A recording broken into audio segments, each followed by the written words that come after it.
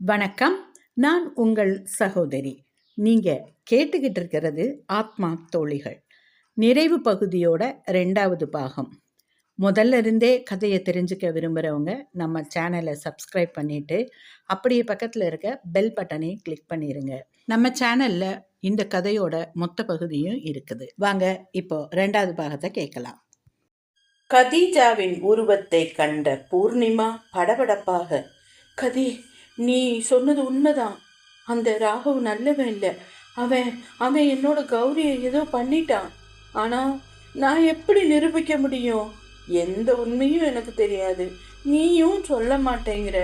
Please கதி, என்ன நடந்துங்கிறது எனக்கு தெரிஞ்சா மட்டும்தான் ஏதாவது ஒரு முயற்சி செஞ்சு இனிமேலாவது வரக்கூடிய கெட்ட விஷயங்களை தடுக்க முடியும். நீ முதல்லையே சொல்லியிருந்தா நான் கண்டிப்பா கௌரியை இழந்திருக்க மாட்டேன் இல்லையா என்று கண் கலங்கினாள். பூர்ணி, நீ சொல்றது கரெக்டு தான். முதல்லையே நான் சொல்லியிருந்தா கண்டிப்பா கௌரி இழந்திருக்க மாட்டாதான்.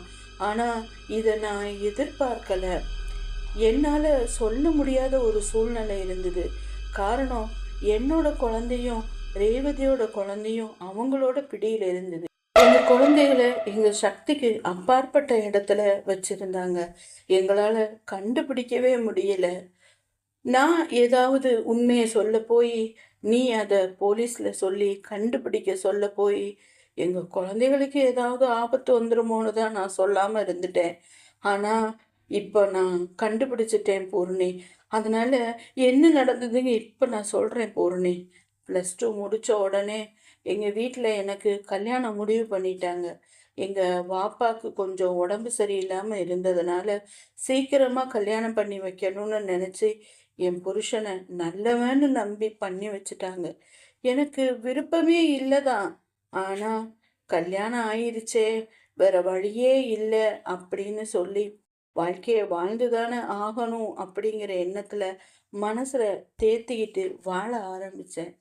ஆரம்பத்துல கொஞ்சம் நல்லா தான் பார்த்துக்கிட்டான். கொஞ்ச நாள் கழிச்சு அவனோட நடவடிக்கைகள்ல நிறைய மாற்றம் தெரிய ஆரம்பிச்சது. அப்பதான் ரேவதியோட புருஷன் சண்முகம் அறிமுகம் ஆனாரு. அவனும் என் புருஷனும் சேர்ந்து பார்ட்னர் அப்படின்னு சொல்லிட்டு ஏதோ ஒரு புது பிஸ்னஸ் தொடங்க போறதா சொன்னாங்க. கொஞ்ச நாள்லயே அந்த பிஸ்னஸால நிறைய பணம் புரள ஆரம்பிச்சிருந்தது. ஆனாலும் மனசுக்குள்ள ஏதோ ஒரு நெருடல் என் மனசுக்குள்ள பிராண்டிக்கிட்டே இருந்தது. அது என்ன பிஸ்னஸ் அப்படின்னு என் புருஷன்கிட்ட கேட்க எங்களுக்குள்ள சண்டை வர ஆரம்பிச்சது. பொம்பளை வீட்டில் அடுப்பை பற்ற வச்சோமா, சமைச்சமா, இருந்தமான்னு இருக்கணும். அதை விட்டுட்டு ஆம்பளை எங்கே போகிறான் எங்கே வராங்கிற கேள்வியெல்லாம் கேட்கக்கூடாது அப்படிங்கிற ரீதியில் அவன் பேச ஆரம்பித்து என்னை அடித்து துன்புறுத்த ஆரம்பிச்சிட்டான். அவனுக்கு வர்ற பணம் பத்தாம எங்கள் வீட்டில் இருந்தும் பணம் வாங்கிட்டு வர சொல்லி என்னை அடித்து அனுப்புனான். கிட்டத்தட்ட பண பேயாவே மாறிட்டான். எங்கள் வீட்லேயும் எனக்காக காசு முதல்ல கொடுத்தாங்க. ஆனால் அப்புறம் வாப்பா இறந்த பிறகு அவங்களால கொடுக்க முடியலை. வாப்பா இறந்த பிறகு நிர்கதியாக நின்ன அம்மாவையும் தம்பியையும் பார்த்துக்க மாட்டேன்னு வெளியில் விரட்டு விட்டுட்டான். காரணம் என்னன்னா, அவன் பிஸ்னஸ் என்னங்கிறது எனக்கு தெரிஞ்சு போச்சு.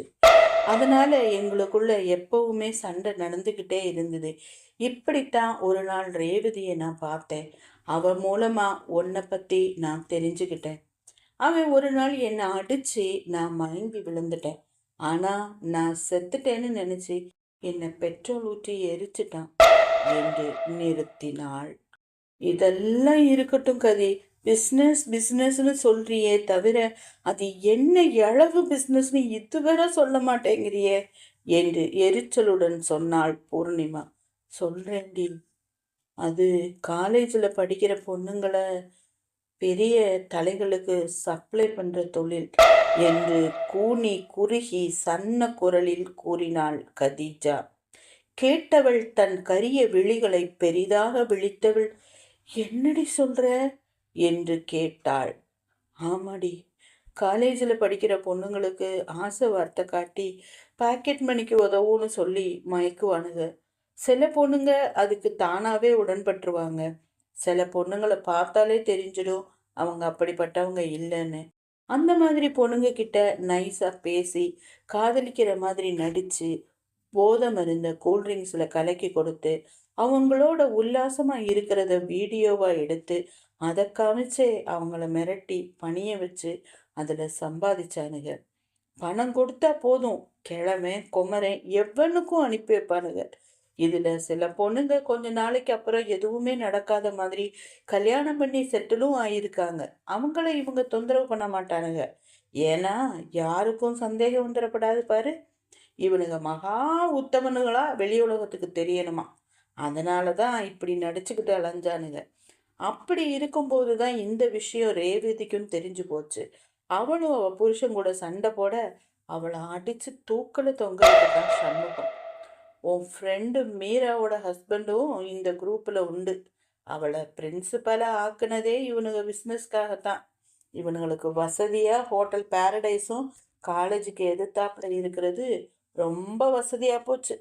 முதல்ல ஹாஸ்டல் பிள்ளைகளுக்கு குறி வச்சு அவங்கள சரி கட்டுறது தான் மீராவோட வேலை. அப்புறம்தான் ராகவ மீரா இந்த பிஸ்னஸ்க்கு கூட்டிட்டு வந்தா.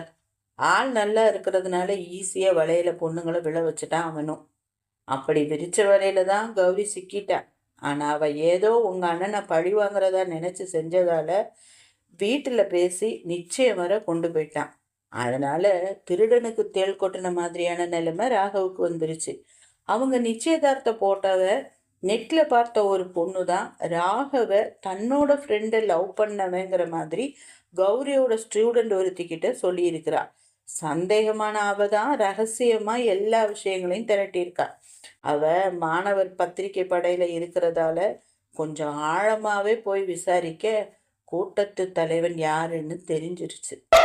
ஆரம்பத்துல செந்தில் பொண்ணுங்களை காதல் வலையில விழ வச்சு ஏமாத்திட்டு தான் இருந்திருக்கான். அவன்கிட்ட ஏமாந்த பொண்ணுங்க சிலர் வீட்டில் உள்ளவங்களால ஒதுக்கப்படவும் வயிற்று பழப்புக்காக ப்ராஸ்டியூஷனுக்கு போக ஆரம்பிச்சிட்டாங்க. இவனுக்கு அப்பத்தான் இந்த ஐடியா தோணியிருக்கு. ஏன் நாமளே இதை செய்யக்கூடாதுன்னு தோணியிருக்கு. அவன் வீட்டிலேயே யாருக்கும் தெரியாது, பெரிய பணக்காரரோட பியாவா இருக்கேன் அப்படின்னு சொல்லி ஏமாத்திக்கிட்டு இருந்திருக்கான். லோக்கல் மாமாவாவே வேலை பார்த்துட்டு இருந்திருக்கான். ஒன்று கூட இதுக்காகத்தான் கவுக்க பார்த்துருக்கான்.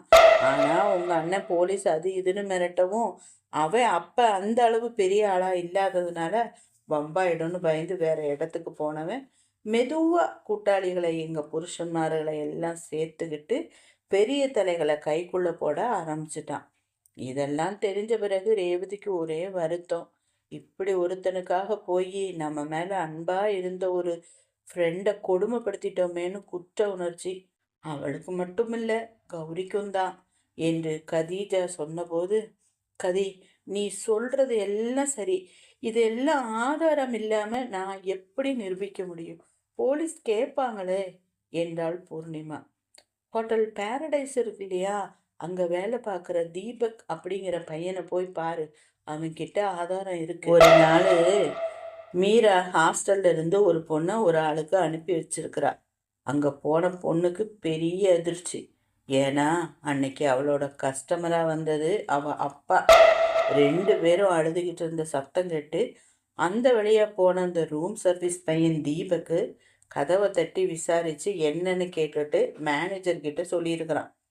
மேனேஜர் கிட்ட முதல்ல அந்த பொண்ணோட அப்பா எப்படி இந்த மாதிரி விஷயங்களை நீங்க செய்யலான்னு சண்டை போட்டிருக்கிறாரு.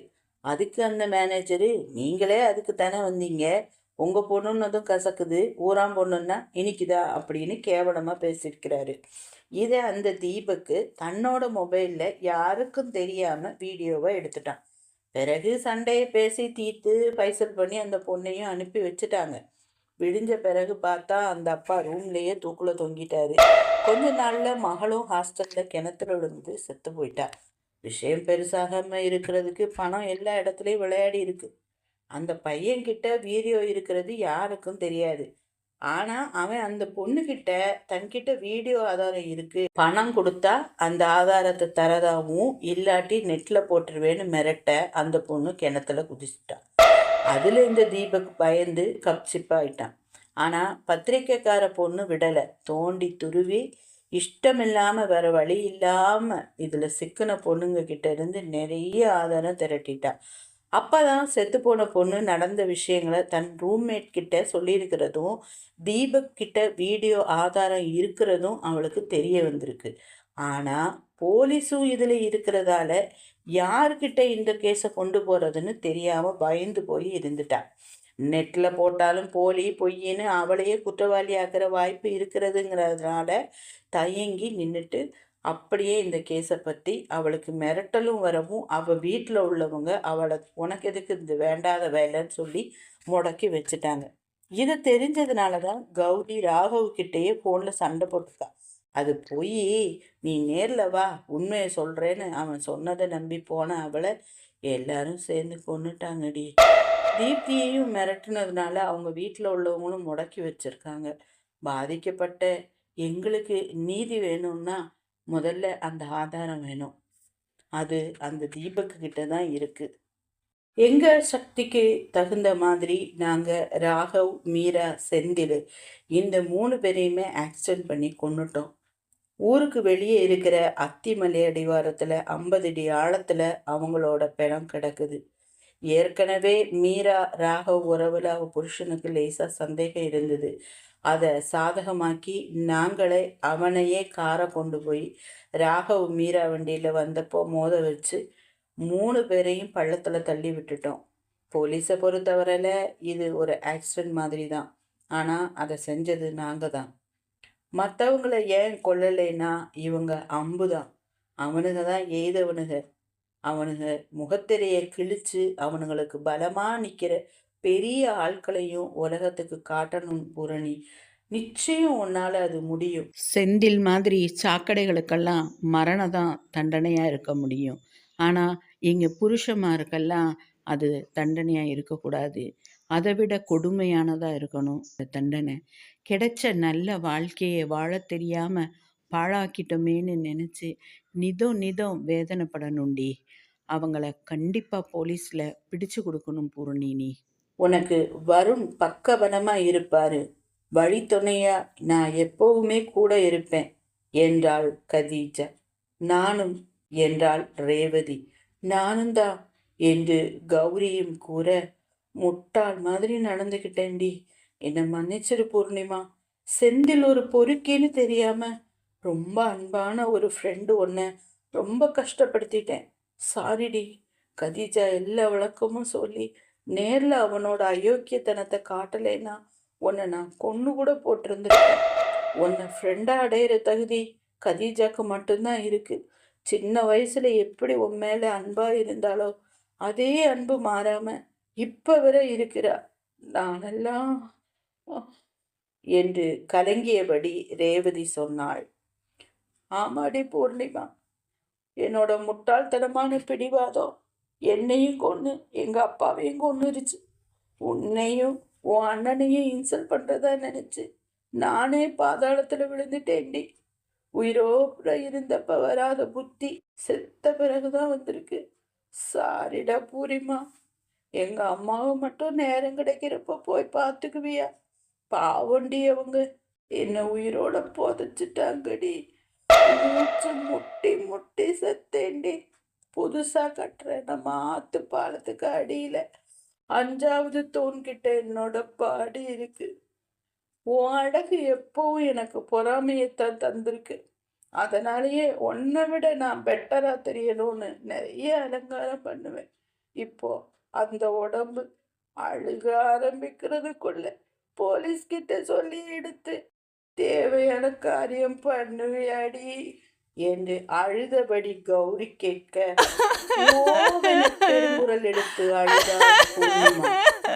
அழுகை சத்தம் கேட்டு ஓடி வந்த வீட்டினரிடம், அம்மா கௌரிய பாருமா, இதோ இங்கதான் அவியா நிற்கிறாம்மா, உனக்கு தெரியலையாம்மா என்று அழுதாள் பூர்ணிமா. ஜானகியும் மகளின் நிலையைக் கண்டு ஓவென அழுதாள். அழுது ஓய்ந்த பிறகு பூர்ணிமாவே தன் மொபைலை எடுத்து வருணை உடனே வரும்படி அழைத்தாள். சற்று நேரத்திற்கெல்லாம் வருண் வந்துவிட அனைத்தையும் கூறினாள் பூர்ணிமா. வருண் தினேஷ் கிட்ட சொல்லி முதல்ல பாரடைஸ் ஹோட்டலில் தீபக் கிட்ட இருக்கிற வீடியோ ஆதாரத்தை கைப்பற்ற சொல்லுங்க, நம்ம தீப்தியை போய் நம்ம பார்க்கலாம் என்று சொல்ல அதை அப்படியே ஏற்று செய்தான் வருண். எல்லாம் சரியாகி வர 2 தினங்கள் எடுத்தது. தீப்தியின் வீட்டினரை சமாதானம் செய்வதற்குள் உன்பாடு என்பாடு என்றாகிவிட்டது. தீபக் போலீஸ் கேட்டதுமே பயந்து விட்டான். அதுவும் எஸ்பி மனோகர் அவனிடம் குற்றம் நடந்ததை இத்தனை நாள் மறைத்ததற்காக கடுமையான தண்டனை உண்டு என்று மிரட்டவும் உடனே பத்திரப்படுத்தி வைத்திருந்த வீடியோவை கொடுத்து விட்டான். பத்திரிகைகளும் சேனல்களும் இதை பற்றி பேசி பேசி ஓய்ந்தன. இறுதியில் அந்த மூவருக்கும் சாகும் வரை தூக்கு என்று தீர்ப்பானது. ரேவதி மற்றும் கதீஜாவின் குழந்தைகள் மீட்கப்பட்டு கதீஜா மற்றும் ரேவதியின் பெற்றோரிடம் ஒப்படைக்கப்பட்டனர்.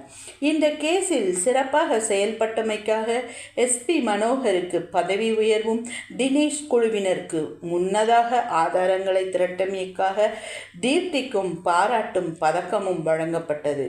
இந்த கேஸில் இருந்த சில பெரிய தலைகள் மட்டும் முதலை கண்ணீர் விட்டு அது நாங்கள் இல்லை, கிராஃபிக்ஸ் என்றும் எதிர்க்கட்சியின் சதி என்றும் தப்பித்தனர். அரசியல்ல இதெல்லாம் சாதாரணமப்பா.